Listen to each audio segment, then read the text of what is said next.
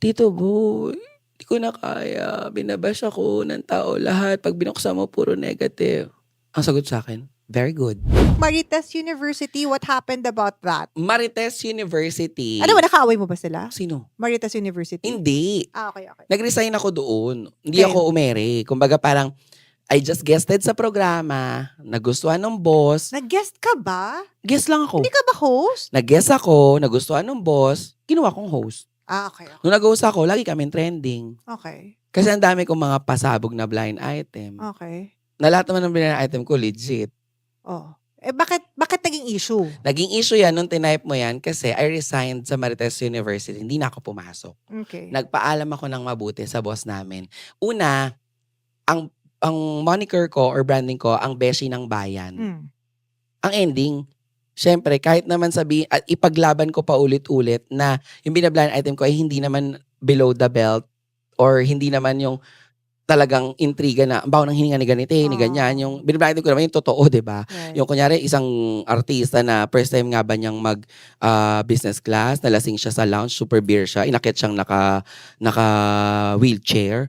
Nangyari naman talaga eh. Nakita naman talaga nung nakakita. Na-reveal ba kung sino to? Ay, syempre hindi kasi blind item nga, diba?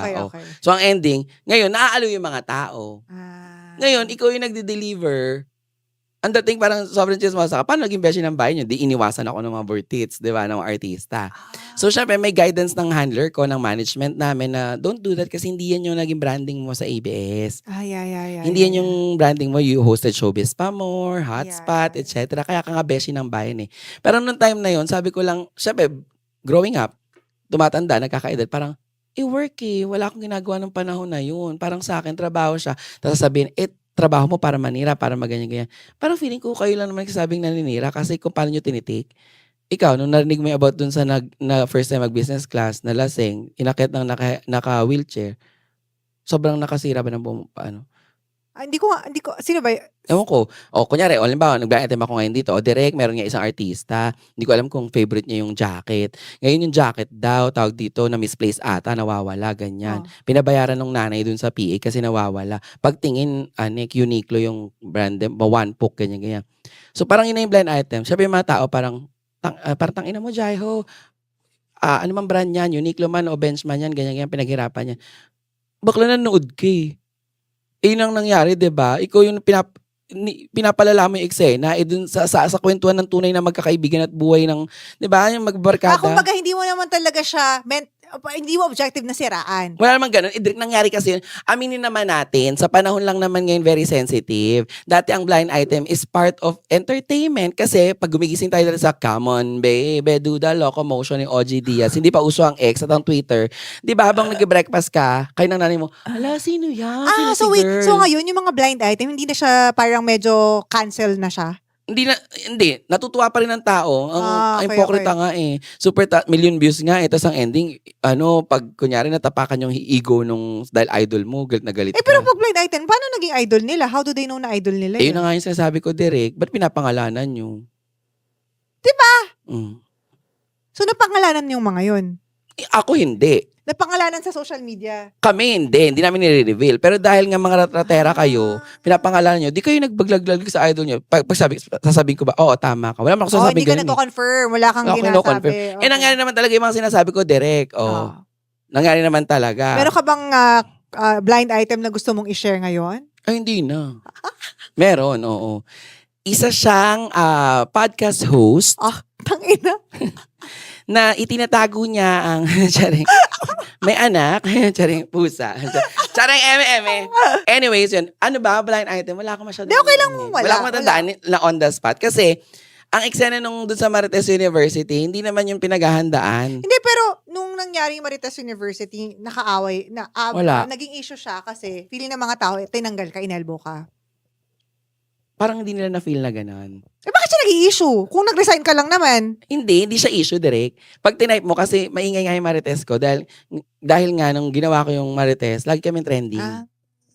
As in, lahat ng episode ng halos lahat. Nakasama ka, trending. Ako lahat may pasabog dun eh. So, sino nang host ngayon ng Marites University? Mr. Fu. Si Mr. Fu. Siya yung pumalit sa akin. Okay. Hindi, mahal ko ang buong team ng Marites. Like sila Patrick, anak ni Isko. 'di ba? Sa Scott Media Hmm. kasi 'yun, kay Isko Moreno. Ah. Tapos Oo, i under siya ng MU hindi, Media. Scott Media mismo, yung Scott pangalan nung Media. company nila direct. Okay. Tapos si Ate Rose, guest lang ako doon, natuwa lang sa'kin sa Isko na, "Ay may young ano, sige irregular." Oh, 'yun. Yang? Oo, direct. Ay, Hmm. direct kumpara dun sa kanila Ate Rose, kila Sir Junardo, Papa Ambet, 'di Sila ba? yung Ako yung mga pinaka-bagets, sila yung mga veteran na press reporter talaga, direct. ah. Ako yung naging flavor nung mas younger. So ang ending, in-interview ako ni Romel Chica, baka yun yung nabasa mo, dun ko sinabi kung ba't ako umalis.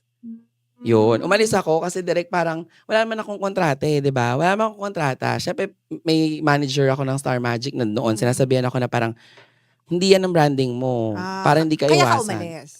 And bukod dun, nabanggit ko naman na kay Romel na parang siyempre 'pag hindi na ako masaya dun sa isang katrabaho or sa something, alis ako. Kasi naman ma-stress ako 'no, papasok ako tapos ma-stress tapos parang ending kompetisyon ako sa'yo, eh, Ba't sino bang kaganunan mo wala dun? hindi na dapat pag-usapan pero Pero parang meron? oo, nabanggit ko na 'yun sa last na interview sa'kin ni Romel, oo. Basta okey ako sa mga boss, sa management. Pinigilan nila ako, Okey ayaw ka sa mga boss and management, pero merong isang tao na kasama dun sa oo, palabas na hindi mo oo. bet?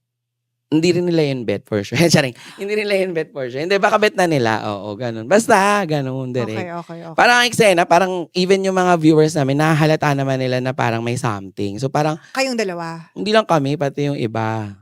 Kasi Ah. close naman kami nung mga iba, eh, basta alam na nila 'yan. Oh, 'yun na, Oh, shit! Ay, wala akong alam! oo, Grabe! Hindi ko 'to gano'n. alam! So ang ending, ang kasalanan ko na naman, eh, di kayo pumasok, eh, hindi ko na nga bet, eh, 'di ba? Oh, gano'n. 'Di ba, Okey. totoo naman, 'di ba, direct?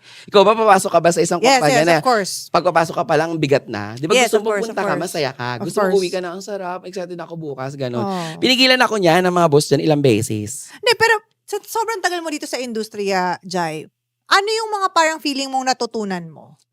Natutunan ko na Puwede ba ako mag-share? oh, Puwede ba sige, ako mag-share? ikaw. Kasi naalala ko nung magwo-work kami, share ko ba 'to? Ano ba 'yan? Basta meron ka sa'king sinabi na binigyan mo ako ng advice. Sabi Talaga? niya, "Direct trabaho lang 'yan, ha. 'Wag mo silang kakaibiganin."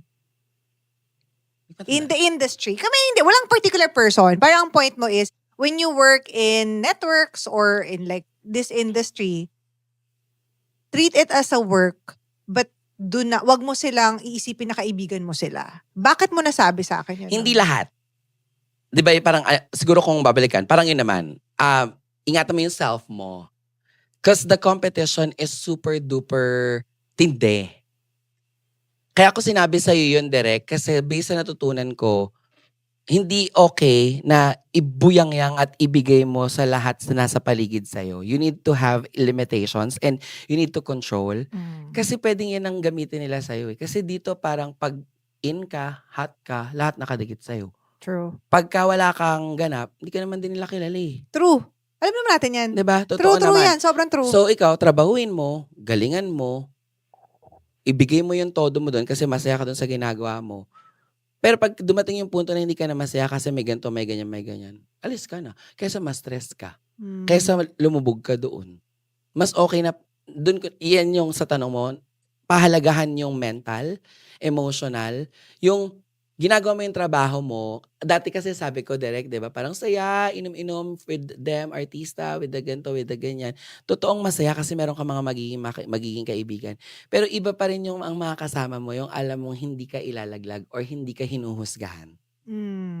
Of course. Hindi ka mapapagod na, magpakatotoo, pero nagagawa mo yung trabaho mo.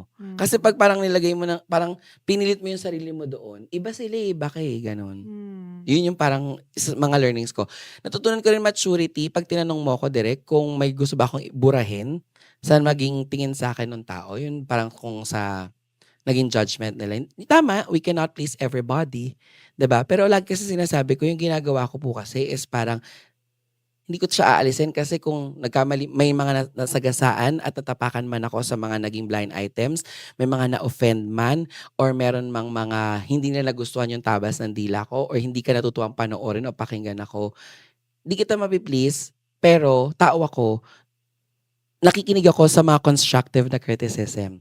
I don't listen to noise, pero yung constructive, I am trying to apply it sa mga susunod kong ginagawa. So parang for me, direct, gusto ko lang sabihin na, ah, bilang batang nangarap at inaabot pa rin yung pangarap na gusto ko, sinubukan ko siya. Nagkamali, pero natuto ako. That's why now, kung papanoorin na papakinggan mo, kahit naman papaano, alam ko naman na yung mga dating ginagawa ko ay hindi ko na siya ginagawa ngayon. You've learned from I've learned from all the experiences that I've encountered from the past, and natutunan ko na mag-control na rin, hindi laging buga ng buga. Unlike nung bata ako, kasi siguro gusto ko may mapatunayan. Yes. Gusto kong makita nila na ako kaya ko to. Yes. Ngayon, yung mga na-experience ko na yun, alam ko na Maybe not. kailangan ba to? Yeah. Gagawin ko ba to talaga? O dahil naman jolly ako, fact yung mga sinasabi ko, people love me for what I am doing. I don't need to do that anymore. Pero, nagawa ko siya. Naging parte siya of who I am right As a now. person. As a person. Dadating sa point kasi mag-matured ka talaga. Which is, kagaya rin ng advice ni Tito Boy, mentor ko. Si Tito Boy din naman dumaan sa pagiging publicist, columnista. Yeah. Hindi rin na siya naging perfect, sabi niya sa akin dati. Pero kung may gusto daw siyang burahin, sabi niya ganon. Sana hindi ganon pala. Kasi meron siyang mga natapakan din before. Right. Ganon din naman sa akin. Hindi lang naman pala ako. Yun ang ganon. Dati nga tinanong ko yan. Wait lang, Jai. We just have to cut for Okay. now. And sa pagbabalik po, itutuloy ni Jai yung kwento niya. And also, we want to know, ano ba yung mga in-store? Ngayon na matuto ka na, you've grown, what's in store for the next version of Jai? Ay, tara.